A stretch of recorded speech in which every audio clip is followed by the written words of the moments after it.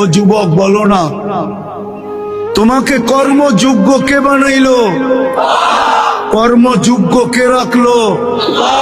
যদি অসুস্থতা দিয়ে বিছনায় ফালায় রাখতো কি করতে?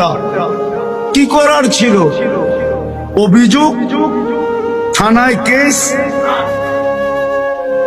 কোর্টে যায় আপিল, র্যাবের কাছে নালিশ, কি করার ক্ষমতা ছিল? অস্তিত্বটাকে দিল, কর্মযোগ্যকে বানাইলো। কর্মযোগ্য কে রাখতেছে? কতটুক নুন খাই,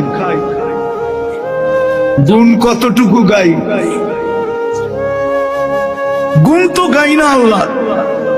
চলেন দেখি জান্নাতের একটু ধারণা দিয়া কার মনে এই আগ্রহ জাগে যে আমি চাই আল্লাহ আমাকে জান্নাতের বিনিময়ে কিনো।